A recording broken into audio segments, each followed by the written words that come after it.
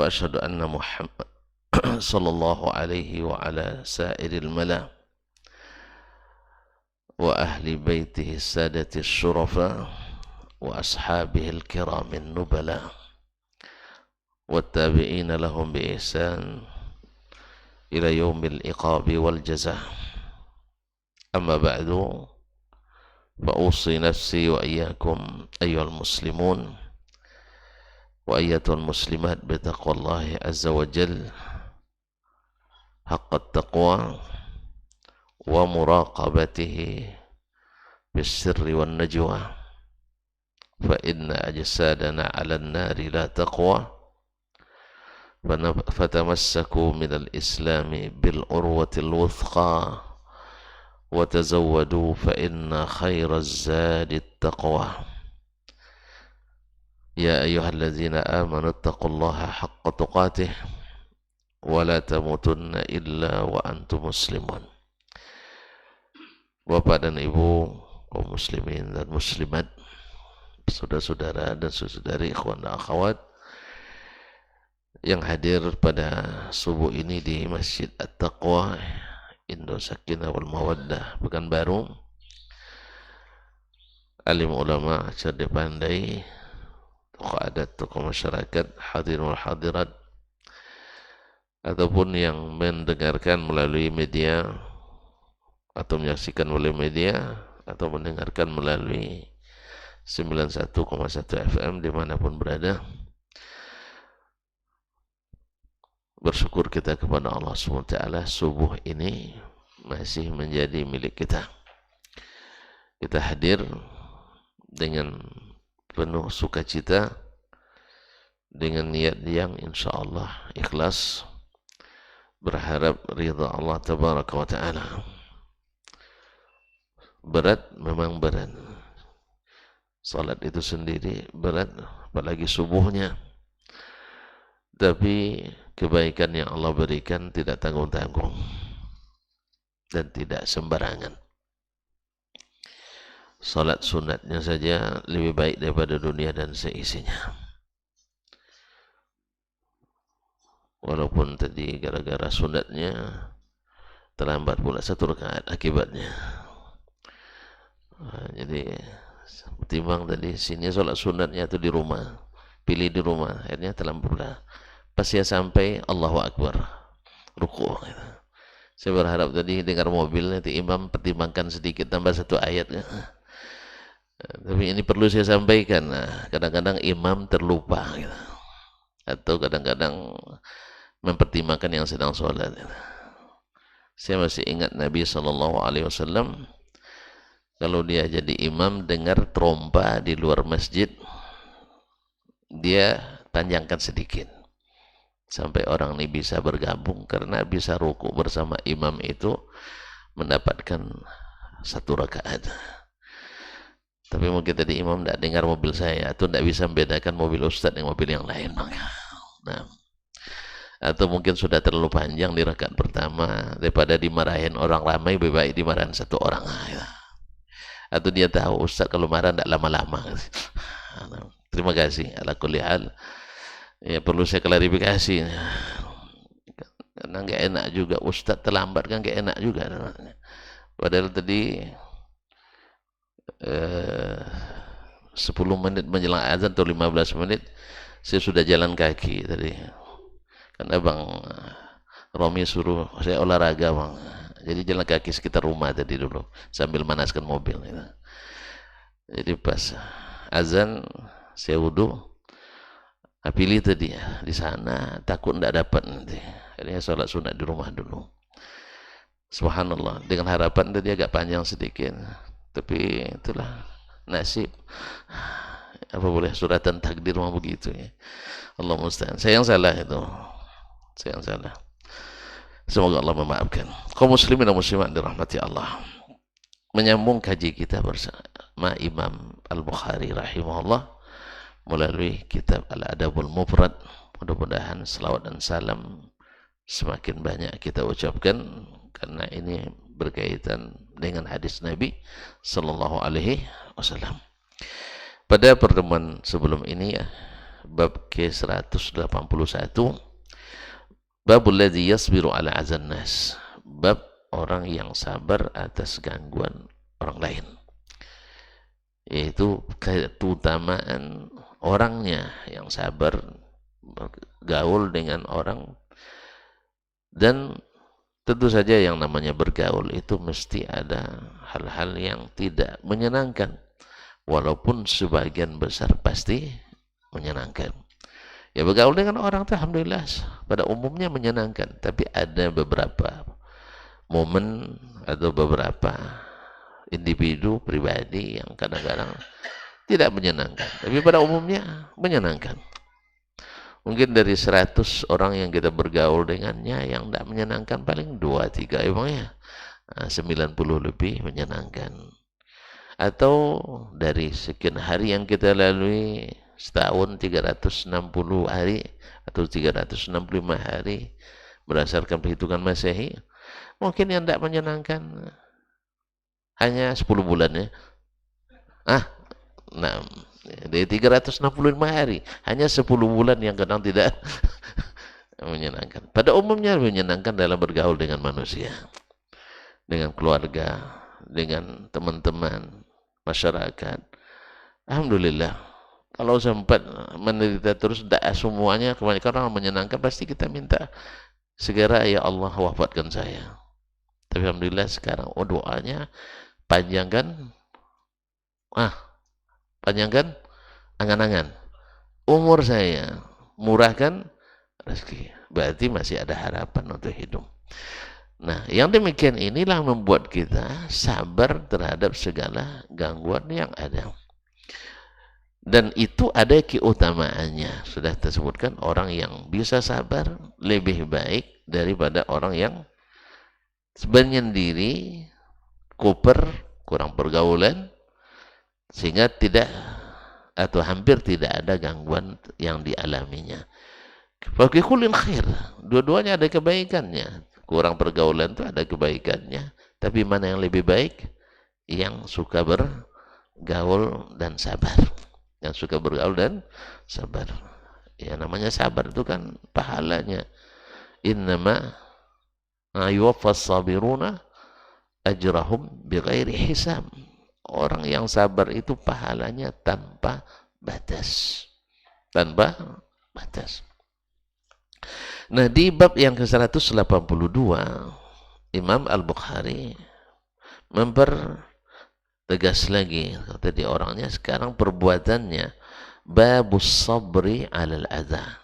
Kalau kemarin bab tentang orang yang sabar, sekarang bab tentang sabar dalam menghadapi segala al-aza, segala yang mengganggu, segala yang menyakiti, ya, segala yang mengganggu dan segala hal yang menyakiti. Nah, dalam bab ini beliau membawakan 2 hadis. Qala rahimahullah ta'ala, haddatsana Musaddad, telah menceritakan kepada kami Musaddad ibn Musarhad ibn Musarbal ibn Mustawrid Al-Basri, adalah ulama yang pertama menulis kitab Al-Musnad di Al-Basrah. Pertama yang menulis kitab Al-Musnad di Al-Basrah. Basrah. Kitab Al-Musnad maksudnya kitab yang disusun hadisnya berdasarkan nama para sahabat.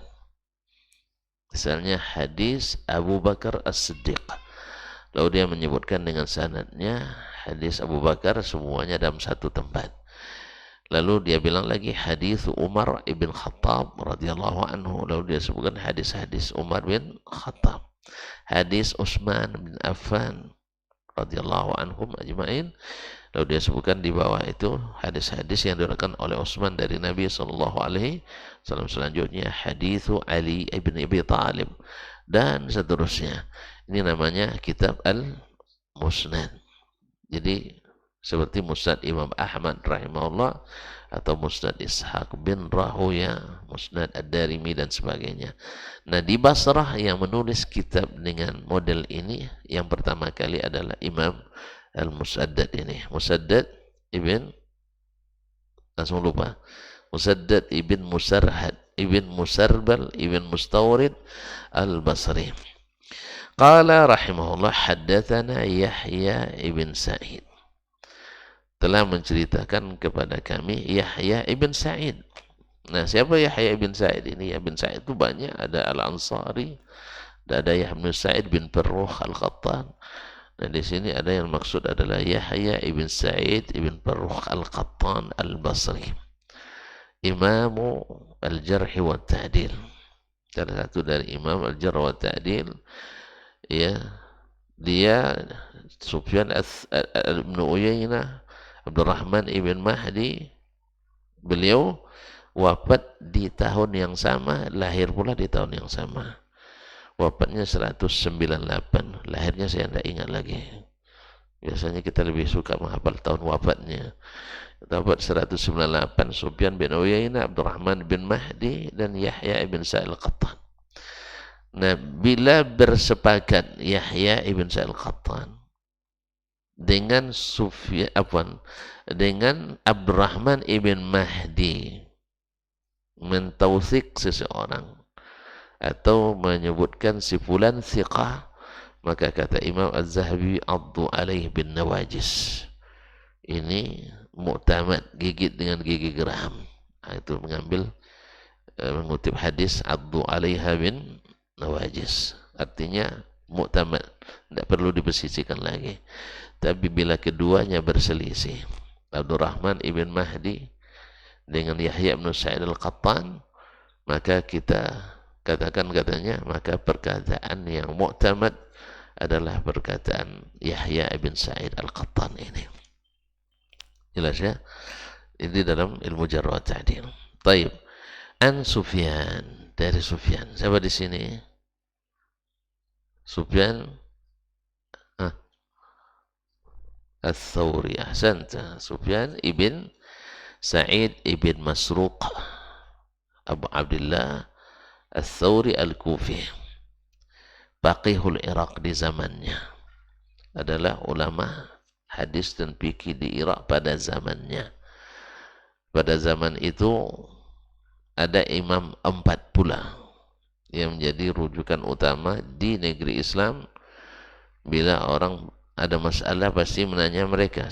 Satu adalah Sufyan Ats-Tsauri di Irak, Al-Auza'i di Syam, Lais ibn Sa'ad di Mesir, dan Imam Malik ibn Anas di Hijaz. Mereka imam 4-nya waktu itu.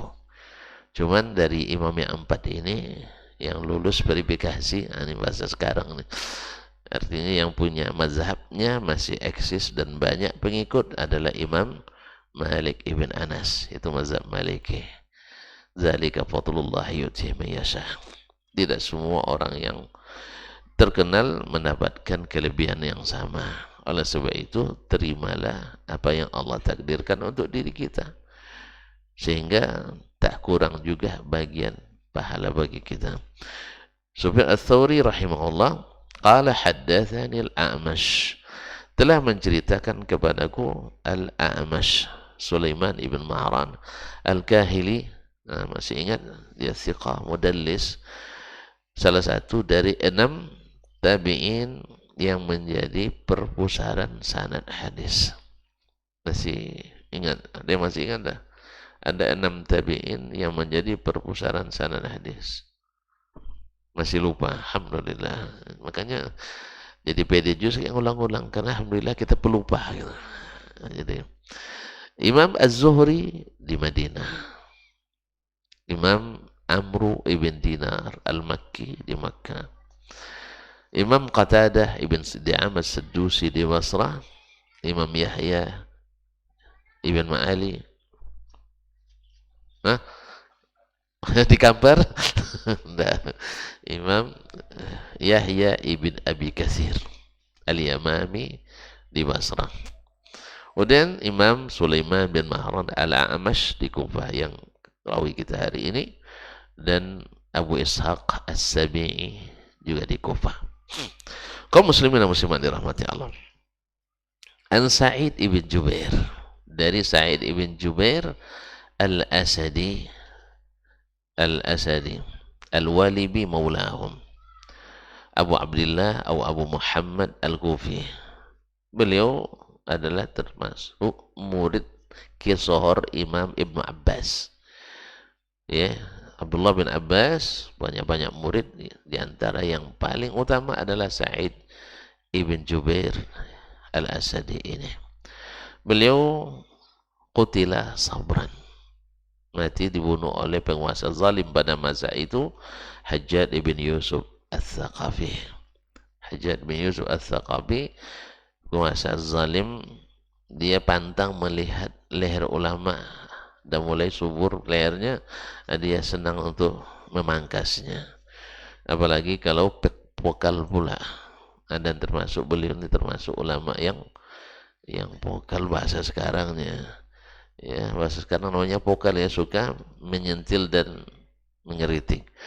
Oleh sebab itu kaum muslimin dan muslimat dirahmati Allah, itu ijtihad beliau, sehingga beliau ditangkap, dihadapkan ke depan Hajjaj bin Yusuf Al-Thaqafi dan dibunuh olehnya. Semoga Allah merahmati Imam Sa'id bin Jubair Al-Asadi rahimahullah ta'ala, dan semoga Allah memberikan balasan yang setimpal kepada yang zalim. Ma'asyarul kiram dirahmati Allah, sebab itu juga menjadi pelajaran bagi kita supaya tidak menjadi orang yang zalim. Zalim itu kegelapan hari kiamat. Makanya nama Sa'id bin Jubair tetap harum sampai hari kiamat, tapi nama Hajjaj ibn Yusuf namanya busuk sampai hari kiamat. Pilih aja, kita nak didoakan kebaikan oleh orang atau tidak dapat doa minimal, ya. Ya, orang ada ragu mendoakannya. Ada beberapa orang tokoh-tokoh kita, ya, namanya nama orang Islam, tapi ketika dia wafat ragu kita mendoakannya. Ragu kita mendoakan, terus terang. Apa sebab? Statementnya, pernyataannya kadang-kadang di luar Islam. Ya, kalau seandainya itu yang dia yakini, dia memang bukan Muslim lagi. Ya, pernyataannya, ya, kalau dia mengakui dan meyakini itu, berarti dia memang tidak Islam sebenarnya. Akhirnya kita ketika dia wafat, kita nggak tahu, jadi ragu mendoakannya. Jangan sampai seperti ini. Jangan sampai seperti ini, dimana lebih banyak mendukung orang-orang di luar Islam daripada mendukung umat Islam. Kan banyak zaman sekarang nih yang kaum munafikin yang dulu bersembunyi, sekarang udah nampak taringnya dijadikan untuk menakut-nakuti umat Islam, yang dia sendiri sebenarnya bagian dari mereka, menjadi pembela-pembela orang di luar Islam. Walau sebenarnya mereka juga tidak membutuhkan pembelaannya, karena kita dalam kondisi damai seperti ini, hidup berdampingan antara agama yang ada di negeri ini. Tapi subhanallah, ada sebagian orang Islam yang gatel, kata orang Arab, ya, gatel, ya, seolah-olah menjadi pahlawan bagi agama lain, momok bagi agama sendiri, seperti kata Profesor Haidar Nasir hafizahullah. Kaum muslimin dan muslimat dirahmati Allah. An Abi Abdurrahman As-Sulami, dari Abu Abdurrahman As-Sulami. Siapa namanya Abu Abdurrahman ini? As-Sulami. Hah? Dia terkenal sekali. Abu Abdurrahman As-Sulami ini terkenal dengan, pertama, keilmuannya ada pasti. Yang kedua, terkenal paling zuhud, imamnya ahli zuhud di masa tabi'in. Termasuk imamnya ahli zuhud di masa tabi'in. Namanya adalah Abdullah ibn Habib ibn Rabi'ah As-Sulami, dikenal dengan Abu Abdurrahman As-Sulami. Dia seorang ahli zuhud, tapi bajunya 400 dirham. Satu dirham berapa maksudnya? Hah? Enggak, dinar itu. Dirham. Hah? 1 dinar, itu dirham. 27.000, 70.000. Murah sekali sih. Dulu 1 dirham ya, 2,5 gram perak. 70.000 kali 400, ini hitung-hitung duit banyak. 7 kali 4, 28 juta. Coba yang pakai baju 28 juta, angkat tangan. Saya nak coba pakai sekali aja, tes aja gitu. Ya, saya tes di ruang apa nih, kawan harus ini, di mana rasanya pakai baju. Kemarin pas ke Jakarta, masuk ke apa bang, galeri di hotel itu kan, di lobi ada galeri baju-baju mahal kan. Saya tengok baju kaos, nanya setelah korting harganya hanya 1.200.000. Ya, bukan tidak ada duit untuk beli, ada. Cuman saya tengok celana saya. Celana harganya 300.000 dengan ongkos jahitnya. Pakai baju kaos sudah tidak matching, saya bilang. Akhirnya tidak jadi. Cinan sih Cinan memang. Akhirnya saya lebih senang pakai baju kaos yang harga-harga 75.000. Kan itu kan matching jadinya. Jelas ya? Pada suatu masa saya dulu diajak babang saya masuk plaza sepatu 5 lantai, sepatu semuanya itu dengan sandal. Payah pula nyari, sesuai warna tak sesuai ukuran, sesuai ukuran tak sesuai size-nya. Pas dapat size-nya enak dipakai, ringan, merek pun merek yang terkenal di mana-mana. Pas nengok bandrolnya hanya 600 ringgit waktu itu. Akhirnya saya bilang, bukan tidak mau, cuman kalau saya beli besok tidak mau mampir di masjid lagi sholat. Apa sebab? Khawatir sepatu hilang. Itu yang masalahnya. Kemudian waktu itu celana saya harganya 35.000. Ya, kalau 600 ringgit berapa? Iya, sekitar 8 juta lah ya. Enggak, 8 apa? 4.000, 3.500 kali 6. Sekitar 2 juta ya. 2 juta enggak matching, celana 35.000. Nah, itu. Kemudian yang saya khawatirkan tuh, saya enggak berani lagi mampir sholat asar di masjid. Kalau sempat itu terjadi, enggak jadi saya beristri dengan yang sekarang. Nah, itu kan Allah yang ngatur itu memang. Dia tertarik itu saja dilihatnya saya mampir di masjid sholat asar. Di saat anak muda waktu itu jarang yang mampir, sekarang ramai, ya kan? Masa kami bujang-bujang itu jarang anak muda yang mampir sholat asar, sholat zuhur di masjid. Apa soal mampir dia lewat, sampai dia berdoa di mobil, ya Allah semoga saya dapat anak-anak nanti seperti mereka, mau mampir sholat asar di masjid. Di sana pun saya berdoa.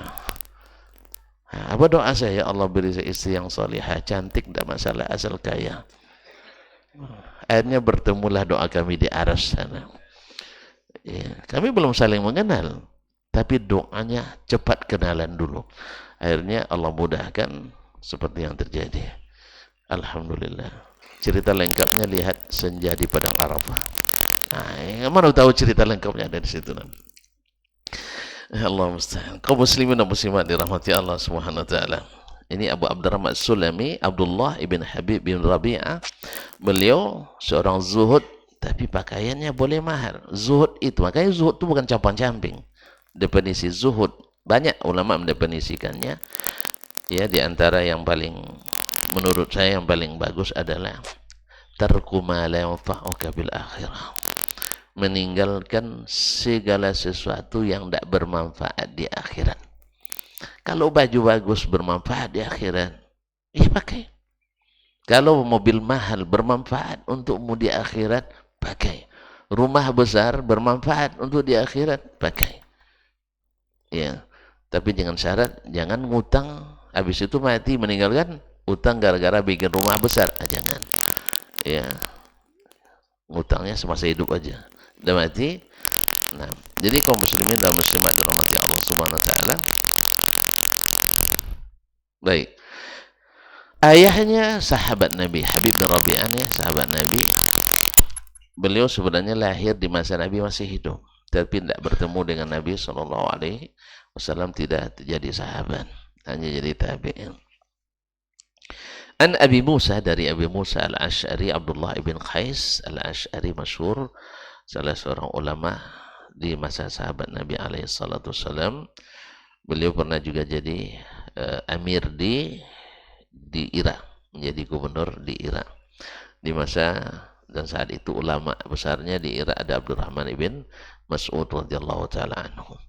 An Nabi sallallahu alaihi wasallam, dari Nabi sallallahu alaihi wasallam, qala, dia berkata, laisa ahadun au laisa syai'un asbara ala adhan yasma'uhu min Allah azza wa jalla, innahu la yadda'una lahu waladan wa innahu la yu'afihim wa yarzuquhum.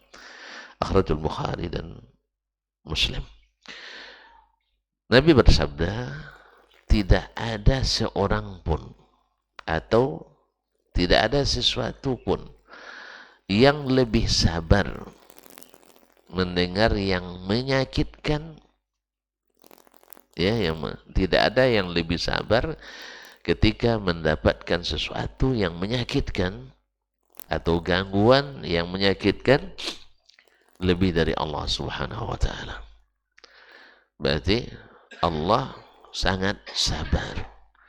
Di sini didapatkan bahwa di antara sifat Allah yang sabit adalah sifat as-sabru, sifat sabar. Bagaimana sabarnya? Allahu a'lam. Tapi yang jelas Nabi menyebutkan Allah adalah paling sabar. Apa contohnya? Innahum la yadda'una lahu waladan. Mereka mengklaim Allah punya anak. Ini kan yang paling menyakitkan. Karena ini syirik. Dan syirik itu la zulmun azim. Saking besarnya sampai Allah mengikrarkan tidak ada ampun bagi orang yang berbuat syirik. Tidak ada ampun bagi orang berbuat syirik. Wa qalu takhadar rahmanu walada laqad ji'tum syai'an idda takadu as-samawati yatafarna wa yatafattarna wa tanshaqqu al-ardu wa takhirru al-jibalu hadda. Mereka berkata, Allah memiliki anak. Sesungguhnya kalian sudah mendatangi suatu kemungkaran yang besar. Mengatakan suatu kemungkaran yang besar. Hampir-hampir langit runtuh. Bumi hancur, berpecah. Dan gunung-gunung pun runtuh. Ketika mereka menyebut Allah memiliki anak. Berarti luar biasa kaum muslim dan muslimat dirahmati Allah SWT. Ini kita nak ucapkan pula selamat Allah memiliki anak, atau selamat kelahiran anak Tuhan. Wih, Masya Allah, banyak pula yang Masya Allah bela-belain itu. Untuk apa? Untuk apa? Toleransi? Alhamdulillah kita lebih dulu toleransi. Alhamdulillah umat Islam dari sejak Islam datang sampai hari ini paling toleransi. Kita paling toleransi. Cuma ada sebagian yang diperalat lalu bertindak yang tidak benar. Akhirnya itu dinisbatkan kepada Islam, dan Islam sebenarnya jauh daripadanya. Jadi makanya kita ini harus jangan suka dijadi alat orang untuk memecah belah kita. Ya, disuruh diasung-asung untuk membuat kerusakan atas nama umat Islam. Akhirnya menjadi beban bagi Islam. Ya, padahal mereka pasti tidak suka bila satu orang di suatu kampung itu mencuri lalu dihukum kampung itu kampung pencuri. Pasti kita tidak suka. Bahwasanya bila orang berdasi itu yang selalu korupsi, kan yang selalu berkorupsi itu orang, yang selalu korupsi itu orang berdasi. Yang tidak berdasi, yang bersaharung mampu yang tidak dikorupsinya. Iya, orang bersarung. Apa yang dia nak? Korupsi. Kecuali di atasnya pakai dasi, bawah sarung. Ah, itu lain. Nah, ya, kan ada juga yang nak bersarung dia, tapi di atasnya pakai dasi. Makanya mohon maaf, saya pun itu yang membuat saya juga termasuk salah satu sebab alergi pakai dasi gitu. Ya, alergi ke dasi gitu. Sebab kalau sudah ke dasi itu potensi Allah musta'an. Yang kedua panas. Negeri ini negeri gerah. Udaranya lembab. Yang kadang-kadang buah baju yang di atas saja kadang-kadang ditutup sudah basah keringat sama kita. Apalagi diikat pula leher dengan dasi gitu. Ya. Kecuali bagi yang sudah bekerja dari AC ke AC, mobil pakai AC, awak mobil AC juga nya. Cuman itulah. Ya pernah saya bawa naik mobil dari Madinah ke Riyadh, basah baju saya kan. Masya Allah mandi Ustaz di mobil tadi kata kawan di sana. Iya, karena teman-teman tuh mobilnya mobil-mobil bagus baru kan karena kerja di Toyota.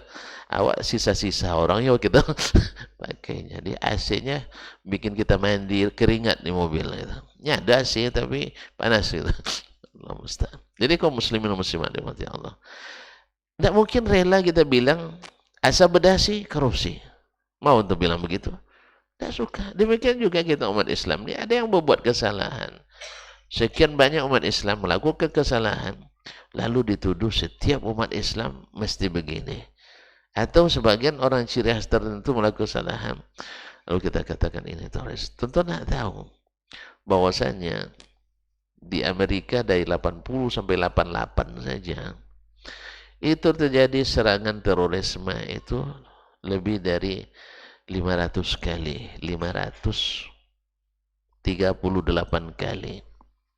Di Amerika yang melibatkan umat Islam hanya 13 kali dari 500. Lalu selebihnya orang apa?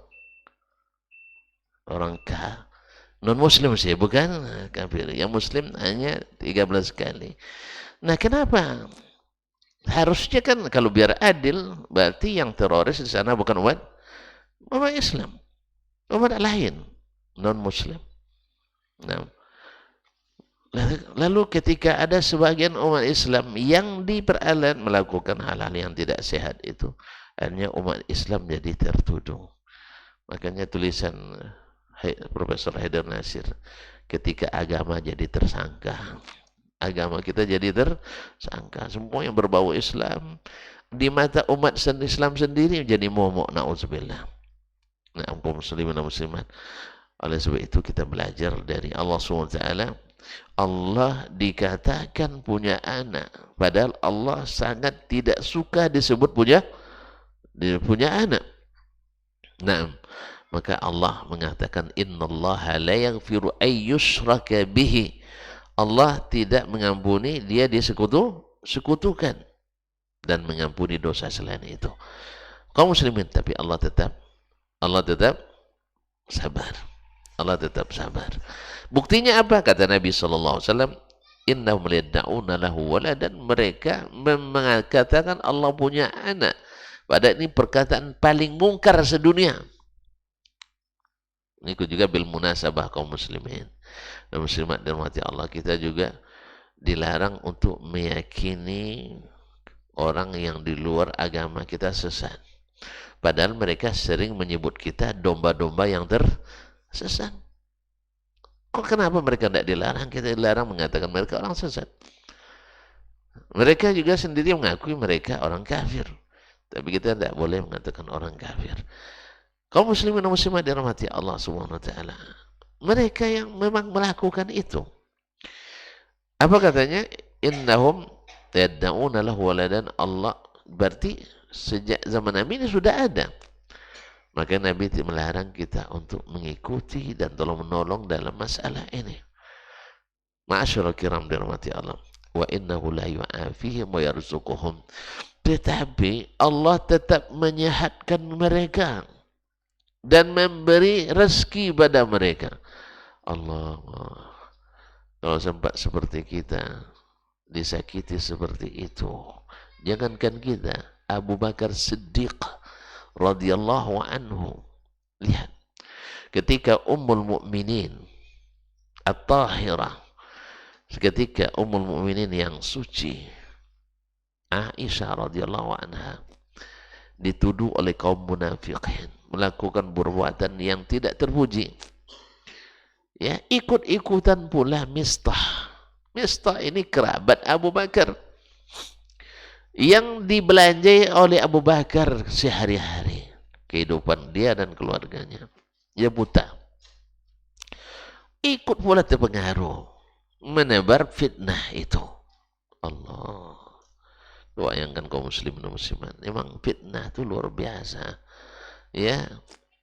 Makanya kadang-kadang kawan dekat pun kadang kalau di masa fitnah susah dipercaya. Dia lebih mencari selamat untuk diri. Dilihat orang pada ikut, dia ikutan pula. Ya. Akhirnya sampai berita ke Abu Bakar. Abu Bakar bersumpah, sejak saat ini saya tak akan belanjai lagi. Bayangkan. Coba bayangkan. Kalau sempat Allah seperti itu. Kalau kau syirik, aku tak beri nafkah, aku tak beri rezeki, kalian akan sakit selamanya. Tapi Allah sabar. Bahkan kaum muslimin dan muslimat hari ini ada orang pergi haji dan umrah bikin dosa di depan Ka'bah. Bikin dosa di depan Ka'bah. Kalau Allah tidak sabar, pasti Allah azab. Kan sebagian kan mengatakan, kalau seandainya itu tidak benar, pasti Allah sudah turunkan azab. Antum jangan lupa, beratus tahun dulu berhala nginapnya di mana? Hah? Dalam Ka'bah, di rumah Allah. Allah suka? Hah? Tidak suka. Suka sama Abu Jahal? Suka sama Abu Lahab? Tidak. Jadi tidak ada barometer andainya kalau Allah tak turunkan azab, berarti mereka benar. Kalau Allah tak matikan, mereka benar? Tidak. Sebab Allah sabar. Allah sabar. Makanya tetap mereka disehatkan, tetap diberi rezeki, diberi anak, diberi istri dan sebagainya. Apa sebab? Karena dunia ini dan segala isinya tak senilai sebelah sayap lalat di sisi Allah. Kalau sempat dunia sama nilainya seperti sayap lalat. Sayap lalat berapa saya sebelah saya? Nah, ada yang orang nak beli. Bahkan orang jadikan, bawa. Ada sempat antum punya satu kontainer sayap lalat misalnya, orang bawa semua gratis. Nah, ada mau sayap lalat. Nah, sebelah sayap lalat, dunia dan seisinya tidak ada nilai sisi Allah SWT. Kalau bukan karena zikrullah, dunia ini mal'unah, terlaknat, rendah, hina dina. Makanya Allah berikan, ambillah. Sebab kalian ditunggu. Imma taubat, kembali kepada Islam, atau kalian akan kekal di kerak neraka. Pilih yang mana? Makanya Allah SWT dalam hadis ini disebutkan Allah sabar. Tak ada yang lebih sabar dari Allah SWT. Dilakukan orang di depan rumahnya, dalam rumahnya, kemungkaran luar biasa, tapi Allah tetap beri rezeki, Allah tetap berikan kesehatan. Pernah ada di Pekanbaru ini dulu seorang dokter membawakan kesesatan, mengingkari hadis-hadis Nabi. Lalu dia bilang, saya berani bertaruh, bila saya salah saya mati. Nah, agama ini tidak dengan taruhan. Agama ini dengan dalil dan bayan.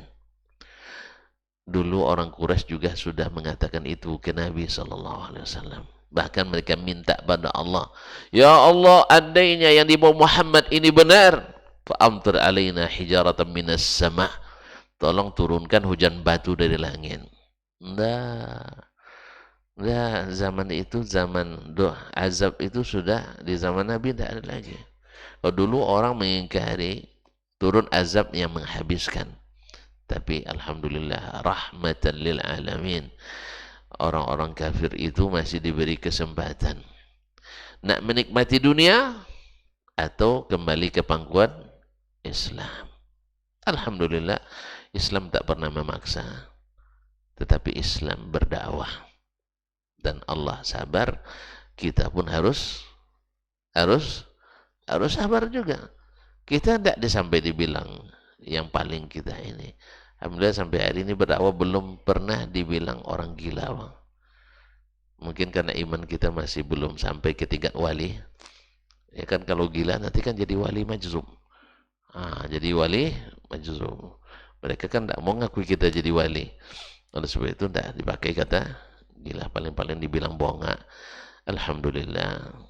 Ya, kadang-kadang yang bilang tuh lebih yang bilang bonga tuh kadang sering tidak lulus dulu. Ya, alhamdulillah. Dan orang pasti akan ketawa gitu. Ya. Orang sudah sampai dapat gelar akademisi tertinggi lalu dibilang bonga, kan tuh ketawa orang.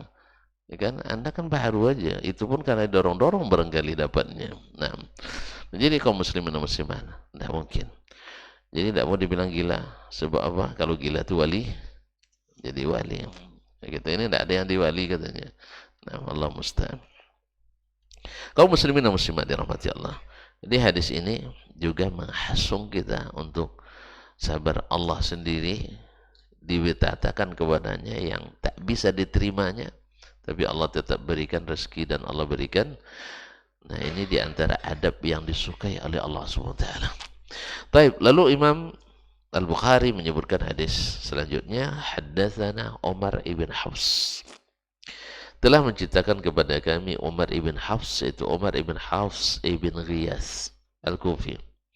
Qala haddatsana abi, dia berkata telah menceritakan kepada kami bapakku, itu Hafs ibn Ghiyas. Qala haddatsana al-Amash, telah menceritakan kepada kami al-Amash yang tersebut dalam sanad sebelumnya. Qala sami'tu syaqiqan, saya mendengar syaqiq. Syaqiq yaitu Abu Wa'il, Syaqiq ibn Salamah Al-Kufi, juga seorang rawi yang thiqah. Yaqul, dia berkata, qala Abdullah berkata. Siapa Abdullah di sini? Abdullah ibn Mas'ud Al-Huzali Abu Abdurrahman Al-Kufi berkata, qasama an-nabiy sallallahu alaihi wasallam qismatan, Nabi membagi-bagi suatu pembagian, yaitu ghanimah pada perang Hunain.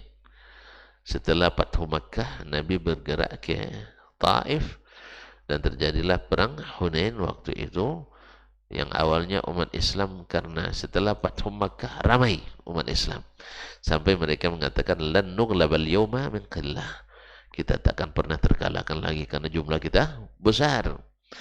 Lalu Allah beri ujian, kalian lupa rupanya menang itu bukan dengan jumlah. Wa yawma hunainin idh a'jabatkum kathrakukum, hari perang Hunain ketika kalian mulai ujub dengan jumlah yang banyak. Lalu Allah katakan tak berbahan itu bagi kalian, tapi Allah lah yang menyelamatkan. Allah lah yang menyelamatkan. Oleh itu kaum muslimin dan muslimat, selesai peperangan, Nabi membagi-bagi ghanimah. Bagi-bagi ghanimah kepada para al-mu'allafati qulubuhum, orang-orang yang masih baru masuk Islam, mu'allaf. Dan diberikan kepada kepala-kepala suku banyak-banyak. Nabi beri kepada Aqra' ibn Habis, ya sesuai dengan namanya Aqra' ibn Habis, habis dibawanya. Nah, dibawanya itu habis bahasa kita ya. Diberi oleh Nabi sekian ratus. Kemudian Uyainah ibn Hisn diberi pula sekian ratus, ya, sapi atau kambing. Nengok itu ada yang, nah itulah kaum muslimin dan muslimat. Ada dari kalangan Ansar. Nah, di sini kaba'dhi ma kana yaqsim, membagi seperti yang biasa dia bagikan. Faqala rajulun min Ansar, seorang laki-laki dari kalangan Ansar berkata, ya disebut dengan Ansar karena sama-sama dari Madinah. Ya sama-sama dari Madinah. Mungkin dia kaum munafiqin. Wallahi, demi Allah, dia bilang, innaha laqismatun ma urida biha wajhullahi azza wa jalla. Ini pembagian tak karena Allah ini. Ini kan mulai isu berkembang bahwa Nabi sudah mulai memikirkan keluarganya. Nah, kan mulai berkembang tuh. Dulu ketika masih diburu-buru oleh orang Mekah, mereka datang ke Madinah. Siapa yang lindungi? Orang Ansar. Sekarang Mekah kan sudah jadi milik umat Islam. Nah, Nabi kembali ke tabiat asal. Menurut dia, ini kan ada penyakit dalam hatinya ini. Makanya sebagian ulama mengatakan ini orang mungkin kaum munafikin, maka dinisbatkan kepada orang Ansar, orang Madinah. Nah, innaha qismatun ma urida biha wajhullah azza wajalla. Kata Abdullah bin Mas'ud, qultu ana, saya katakan, kata Abdullah bin Mas'ud, la aqulanna lin nabi sallallahu alaihi wasallam, ini akan saya sampaikan ke Nabi sallallahu. Ini kan berita ini kalau dilepas begitu saja, fitnah bisa dilepas, oh berbahaya. Ya kan tadi Aisyah radhiyallahu anha karena fitnah, ya sampai sebulan Nabi harus menanggung derita. Allah uji Nabi kita alaihi salatu wassalam. Kalau Nabi tahu yang gaib, kan selesai masalah. Nabi nggak tahu yang gaib. Kalau dia tahu yang gaib, kalian jangan coba-coba nuduh saya tahu gaib. Tapi Nabi tidak harus nunggu dulu berita dari Allah Subhanahu wa Ta'ala. Hikmah Allah menginginkan supaya ketika semua orang sudah mendengarkan berita ini, ya kan mendengar semua sebulan berkembang berita, sehingga ada yang terlibat memfitnah, ada yang Masya Allah warak tidak mau ikut dalam menebar fitnah. Dan itu kebanyakan sahabat. Tapi ada sebagian sahabat yang terpengaruh oleh fitnah. Ya seperti tadi Mistah, seperti Hasan bin Thabit dan lain-lainnya, terpengaruh oleh fitnah dahsyatnya. Makanya kalau hari ini kalau ada sebagian ustadz terpengaruh oleh fitnah yang terjadi hari ini yang mendiskreditkan umat Islam dan umat Islam, iya jangankan fitnah itu dahsyat, maka jangan dekat-dekat. Ulama menyebutkan al-fitanu khattafah wal qulubu dha'ifah. Fitnah itu menyambar-nyambar dan hati kita sangat lemah. Maka jangan dengar-dengarkan. Kalau kita termasuk yang lemah, mudah untuk terpengaruh, jangan dengar-dengar ahli fitnah. Ini betul itu.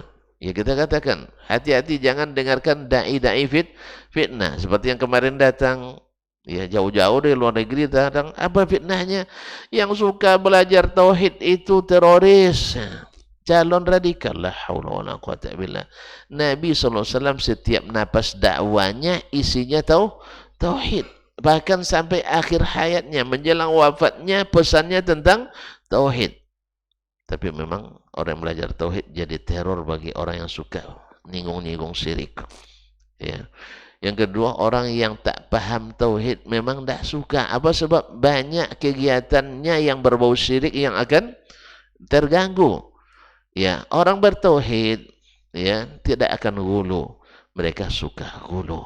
Asal ada kuburan keramat mesti dijenguknya. Kalau orang yang ngaji tauhid, enggak. Kalau ada kuburan diziarahi, tidak ada bedanya kuburan keramat dengan yang lain. Karena ziarah kubur menurut Nabi untuk mengingatkan kita pada mati atau mendoakan orang yang dikuburkan, bukan untuk ngalap berkah, bukan untuk dapatnya mustajab doa. Mustajab doa itu di sini di rumah Allah. Makanya tidak dianjurkan untuk musafir dalam rangka ibadah kecuali ketiga masjid, Masjidil Haram, Masjid Nabawi dan Masjid Al-Aqsa. Nah, mereka suka membuat wisata-wisata religi, kuburan keramat ini, keramat itu. Ketika belajar tauhid itu akan sepi peminat. Akhirnya mereka memusuhi orang yang belajar tauhid sehingga dibuat fitnah. Apa yang paling laku hari ini? Fitnah radikalisme, fitnah terorisme. Karena kekuatan kita memerangi, semuanya memerangi radikalisme, semua memerangi terorisme. Kita tidak akan pernah merekomendasikan tindakan radikal dan tindakan teror. Jangankan teror menghabiskan nyawa, bawa senjata ke masjid itu dilarang dalam Islam. Menggertak dan menakut-nakuti orang dilarang dalam Islam. Tapi dalam kondisi perang tidak mungkin menakutkan. Sekarang kita dalam kondisi perang. Oleh itu kaum muslimin semuanya dimanfaatkanlah isu picisan itu oleh mereka, jauh-jauh datang dari sana, tiba-tiba merusak. Iya, tambah merusak. Akhirnya membuat fitnah di antara kaum muslimin, mengadu domba. Kalau ngaji tauhid, mulai judulnya nanti memurnikan tauhid. Hah, berarti kajian radikal ini. Padahal mereka juga sering membuat istilah memurnikan akidah. Berarti radikal juga jadinya, suka membahas.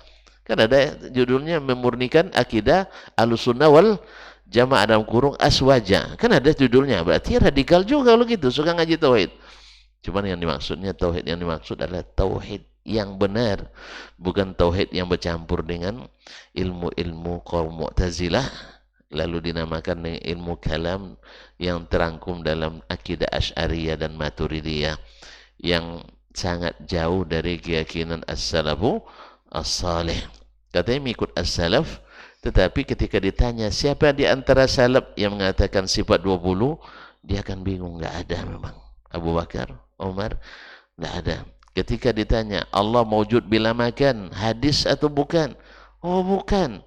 Perkataan Ali, di mana dapat? Dibuat pula tadlis. Riwayat Abu Bakar Al-Baghdadi. Awak kira Khatib Al-Baghdadi ahli hadis yang ahli fikih mazhab Syafi'i? Bukan, dia seorang Mu'tazilah, Abdul Qahir Al-Baghdadi yang menjelma jadi pembesar Al-Asy'ariyah. Di bersanad, tidak bersanad, tapi bersunat. Paham tak? Sanadnya enggak ada, disunat sanadnya.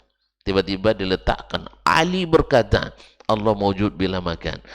Ya, Allah ada tambah tempat. Di mana dikatakan Ali? Enggak tahu. Ya, ini yang menyebutkan wafatnya tahu abad ketiga, abad keempat. Ali sudah wafat di abad pertama. Di mana dia dapat? Enggak ada.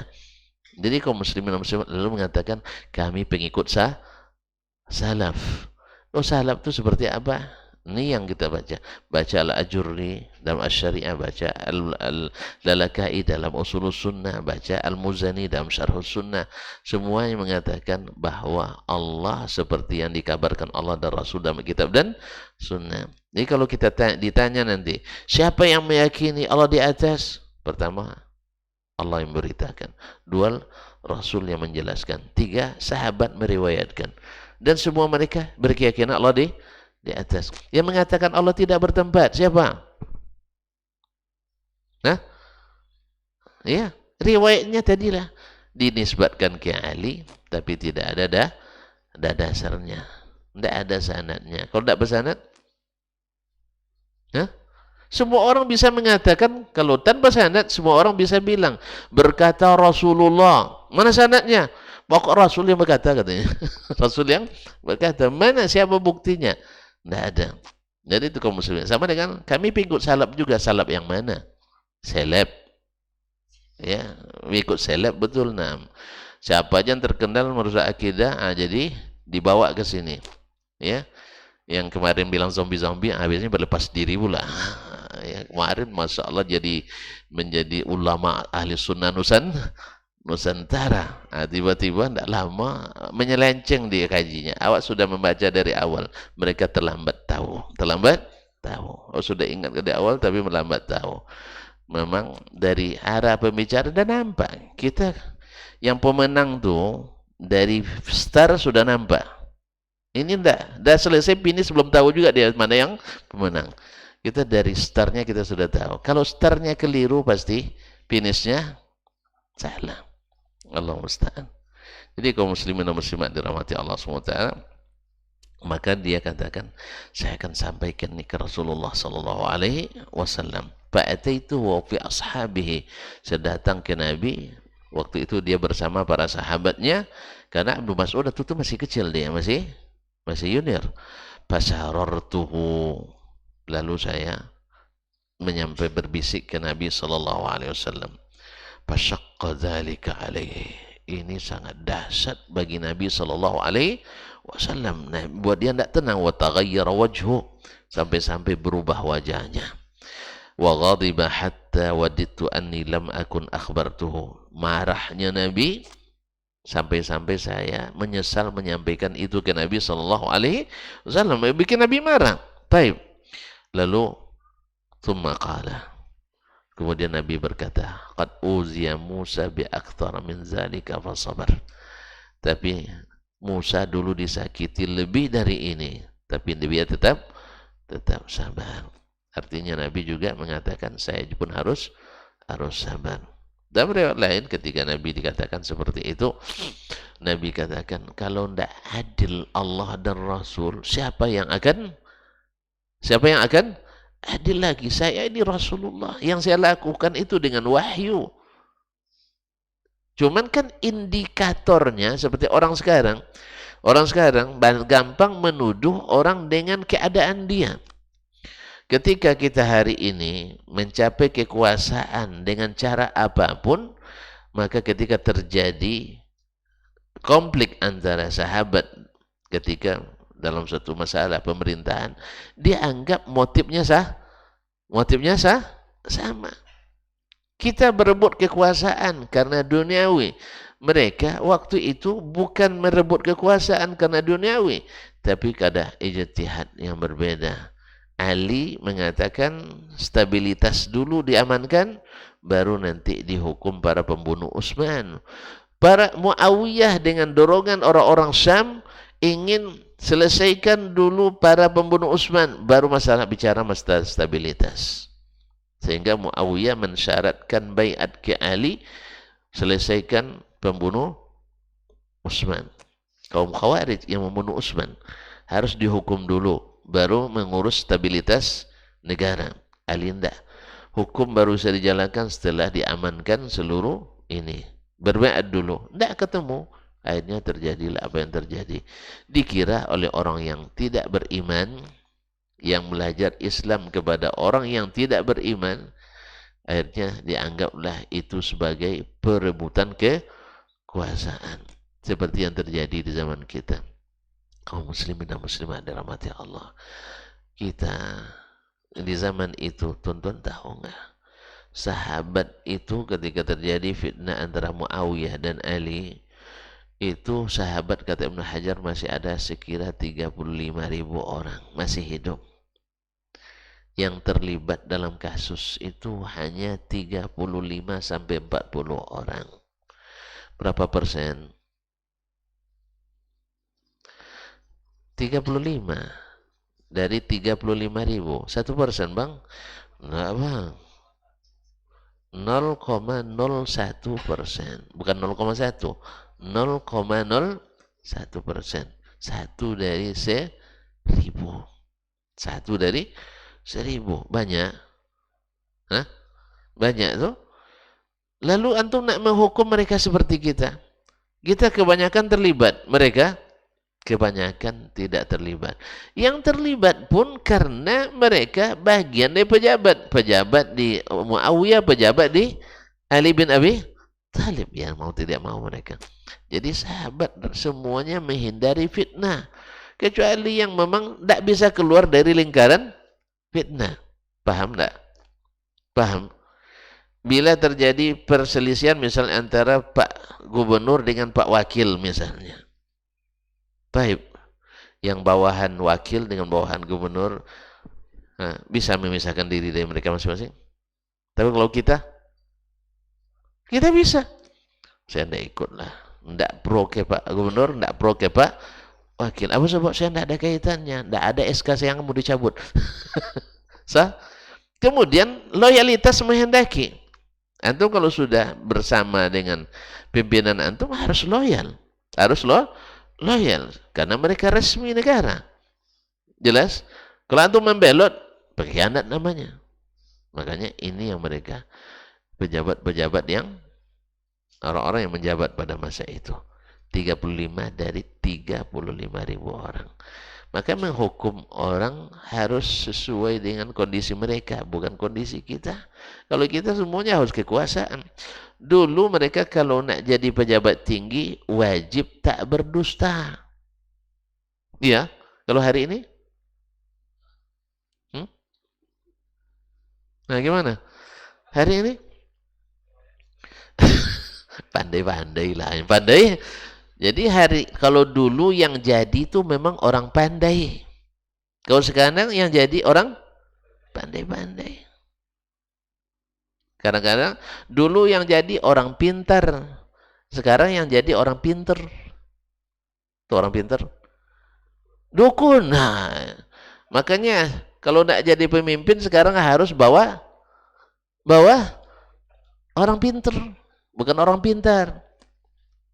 Tidak butuh orang pandai, tapi yang pandai-pandai. Itu bedanya. Maka tidak bisa di zaman mereka kita ukur dengan zaman kita. Zaman sekarang ini masya Allah, yang pintar kawan pun di telikungnya. Sampai ke organisasi keagamaan pun, auzubillah, sudah mulai ya berebut kekuasaan, bukan karena kapasitas dan kredibilitas, apalagi integritas, tapi kadang-kadang udah mulai dengan mengocek isi tas. Apa maksudnya? Ya, kasih ini dukung saya, kasih ini dukung saya, sehingga semua pakai tim ses, tim sukses. Timnya sukses, yang diusung yang diusung tidak sukses. Allah musta'an. Timnya sukses karena mereka sudah ambil bagian semuanya, kan ada kontraknya. Berapa ya kita kerja nih dengan Bapak supaya gol nanti berapa perlu? 10 miliar, 20 miliar. Oh, saya punya hanya 2 miliar. Oh, 2 miliar tidak akan jadi tuh. 20 miliar aja yang terduduk, ya kan? Apalagi hanya 2 miliar. Jadi kayak yang hanya punya 2 miliar tidak usah apa nanti terduduk. Tidak akan duduk tuh, hanya terduduk. Jadi zaman ini ya harus, ya tim suksesnya semakin ramai, semakin banyak pengeluarannya. Kemudian mereka ke bawah, ikan mau nauzubillah. Kebanyakan harus menghalalkan segala cara. Ya, ustadz yang dikenal pun bagus nanti bisa jadi buruk. Nah, gimana caranya? Itu terserah. Yang penting jagoan saya harus jadi jagoan kita, sehingga memburukkan kawan sendiri kadang. Allah musta'an. Nah, setelah itu baru namanya konsolidasi. Setelah jadi, yang ini nggak jadi, bagi-bagi apa? Bukan, nggak bagi kursi. Abang jadi wakil lah ya katanya untuk ngobat hati. Hati dah luka sejak kemarin. Di waktu kampanye, di waktu suksesi, ya si Fulan tuh kesalahan, dibuka keburukan-burukannya. Terobati dengan jabatan enggak juga. Kalau soalnya sudah main buka-buka rahasia yang tak patut dibuka. Ini khawatir kita sudah masuk ke link-link yang bersifat keagamaan. Jadi orang keagamaan pun tidak bisa juga dicontoh lagi, berebut kekuasaan. Akhirnya kalau begini kita, orang kan melihat sahabat dengan kacamata ini juga, padahal jauh panggang dari api. Adalah mengkiaskan dua hal yang berbeda. Bedanya tak langit dengan bumi. Dulu mereka lari di kekuasaan, kita sekarang berlari mengejar kekuasaan. Mereka dulu sambil di karena lari dihukum karena tidak mau. Kalau sekarang biarlah berurusan hukum, yang penting mau. Kalau kita biar berkasus hukum, yang penting harus jadi. Dulu mereka tidak, karena tidak mau mereka dihukum. Nasallallahu alaihi wasallam. Maka mengkiaskan mereka dengan kita beda sekali. Kembali ke ini, jadi Nabi alaihissalam ketika dikritisi oleh orang tadi, Nabi tentu marah. Sebab apa? Ini syariat yang dilakukan, yang dikritiknya syariat, bukan pribadi. Ya, bukan pribadi. Karena Nabi membagi itu karena Allah Subhanahu wa taala. Dan hasilnya jelas. Ketika Aqra' bin Habis bawa pemberian Nabi itu 100 ekor sapi, sampai di kampungnya dia bilang, ayyuhan nas ittabi'u Muhammadan, hai manusia, wahai masyarakat, ikut Muhammad, fa innahu yu'ti man la yakhaful faqr, sebab dia memberi orang yang tak takut jatuh miskin. Ini contohnya 100 sapi saya dapat. Akhirnya 70 keluarga langsung masuk Islam sehari itu. Rugi Nabi memberi? Rugi? 70 kakak langsung masuk Islam. Hampir 10 kabilahnya masuk Islam. Karena memang kita boleh memberikan hadiah, memberikan zakat kepada orang yang diharapkan masuk Islam. Dan Nabi lebih paham itu daripada kita. Cuman orang-orang yang tidak sabar kadang-kadang menjadikan sesuatu sebagai isu yang tidak sama. Sama kita hari ini, sebagian kita, kalau Ustadz tidak mau mengikut apa yang dia inginkan, langsung tidak jelas manhaj Ustadz. Apa sebab tidak jelas? Tidak mau punya daya dunia. Jadi memangnya manhaj itu ikut antum segala hal. Kalau tidak ikut, tidak jelas manhajnya. Kalau gitu tidak usah bermanhaj. Ini banyak orang seperti itu hari ini. Na'udzubillah, tsumma na'udzubillah. Jadi kaum muslimin dan muslimat dirahmati Allah, maka intinya sabarlah. Bersabar. Karena sesungguhnya itulah yang dianjurkan oleh baginda Nabi SAW. Musa dulu disakiti lebih dari ini. Maka kita dikatakan begini dan begitu, masih belum seperti yang dilakukan orang kepada para nabi dan para rasul. Dan Allah sendiri juga melakukan mencontohkan hal yang sama, itu sabar terhadap hal yang paling dia benci tapi dikatakan orang kepadanya. Makanya ketika Musa kan tidak tahan lagi disakiti, itu ngadu ke Allah. Ya Allah, saya disakiti terus, kenapa tidak jadikan saja dengan kun ya kun, Allah, orang tidak mengganggu saya lagi, tidak menyakiti saya lagi. Apa kata Allah SWT? Ya, saya saja tidak dapat itu, hai Musa. Tidak semua orang mencintai saya, padahal saya yang ciptakan, apalagi kamu. Akhirnya Musa terpaksa harus juga bersabar. Allah sendiri tidak diciptakannya makhluk semuanya mencintainya. Kan banyak makhluk. Mana yang sekarang lebih banyak kufur kepada Allah atau beriman? Lebih banyak kufur. Dari 8 miliar penduduk dunia, yang Islam cuma 1 miliar lebih, 1 miliar 400 juta. Selebihnya ingkar pada Allah Subhanahu wa taala. Tayyib. Nah, gimana? Jadi Allah sendiri tidak menciptakan orang semuanya mencintainya. Apalagi kamu Musa. Hanya Musa sabar ketika disakiti. Dan ketika Nabi kita disakiti, beliau juga sabar. Musa dulu lebih dahsyat, maka mereka sabar. Nabi Musa sabar.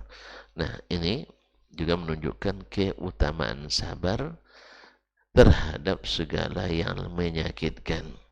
Yang kita alami pasti lebih ringan daripada yang dialami oleh Rasulullah Sallallahu Alaihi Wasallam. Maka bersabar, jangan salah langkah. Sebagian kita tidak sabar, ya tidak sabar, ya pokoknya dilawan katanya. Apa yang nak dilawan? Kita bukan sedang perang, kita sedang diuji. Jadi bukan bahasanya dakwah ini bukan bahasa melawan, tapi bahasanya adalah bahasa menjelaskan, menanggung segala gangguan. Apalagi Masya Allah, di masa kita ini, di negeri Islam terbesar di dunia ini, banyak kasus-kasus masjid dinonaktifkan. Ini malu kita ke dunia.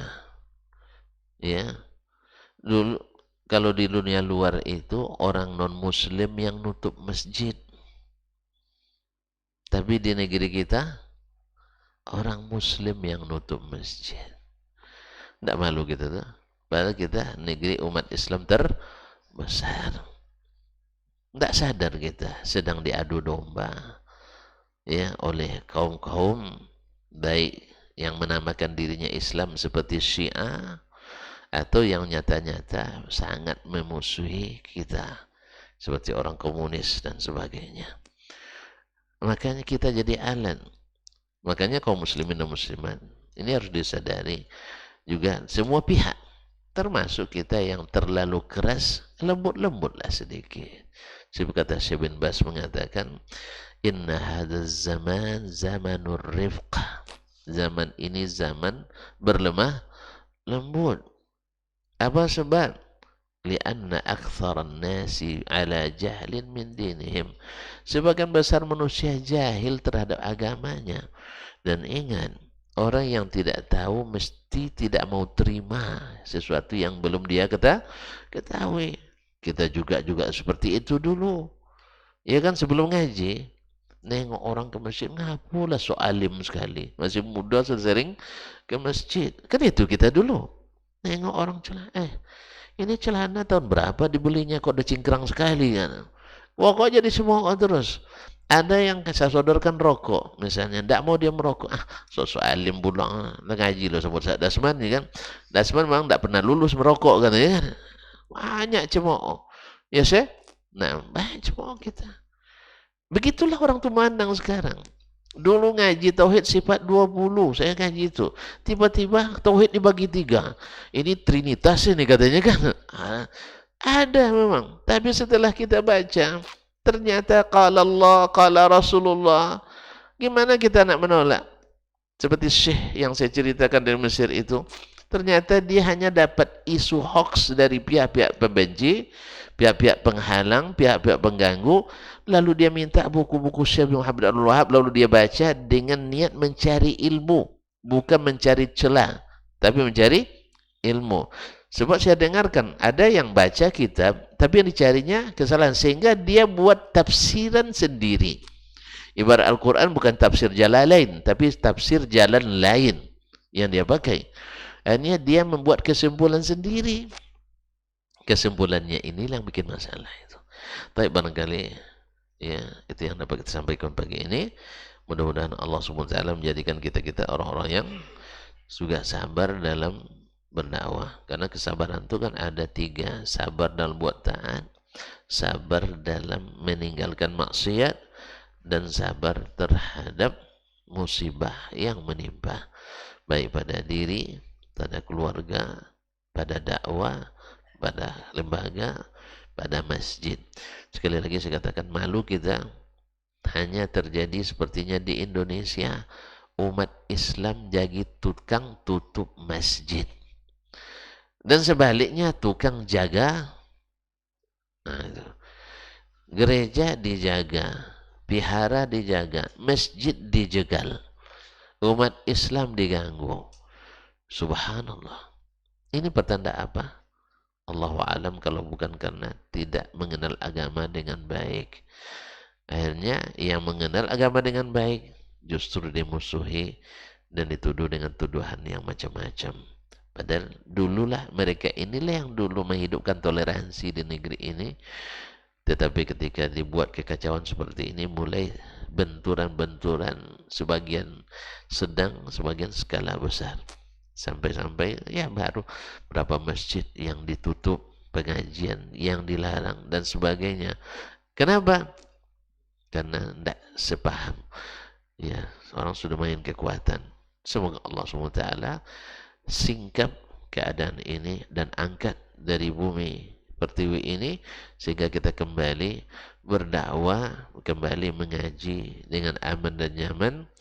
Tak sepakat itu biasa, tak beda pendapat itu bisa, bahkan beda pendapatan pun tidak masalah, tapi jangan sampai memaksa. Ya kita hujah jawab dengan hujah, debat kalau jawab dengan debat kalau bermanfaat. Tapi kalau hanya untuk memuaskan nafsu, untuk apa? Oleh itu kaum muslimin dan muslimat dirahmatillah, kita doa semua Allah SWT, mudah-mudahan Allah menanamkan kesabaran dalam diri kita, tapi tetap juga introspeksi tentang cara dan tabiat kita. Jangan kita menjadi beban bagi dakwah karena tidak memahami situasi dan kondisi di mana kita berdakwah. Kapan kita harus cepat larinya, kapan kita harus sedang, kapan harus berhenti dulu sementara, melepas ngantuk, ya, melepas lelah, atau menunggu razia selesai.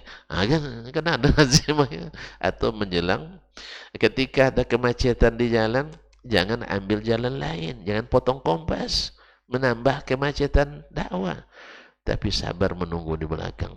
Sebab apa? Ingat, keberhasilan dakwah jangan harus kita, tidak. Siapapun yang melakukan, asal dakwah jalan, kita harus gembira, tidak harus kita. Ini yang masalah juga kita. Kalau tidak, saya tidak boleh dakwah berjalan. Pokoknya harus tanda tangan saya. Ya akhi, antum bukan Rasulullah SAW. Tidak bisa jadi rujukan semuanya. Kemudian kedua, antum juga gak pernah salah. Kenapa orang lain tidak boleh? Tidak boleh salah. Kita semuanya mu'arradun lil khata, siap untuk disalahkan, tapi dengan dalil dan hujjah.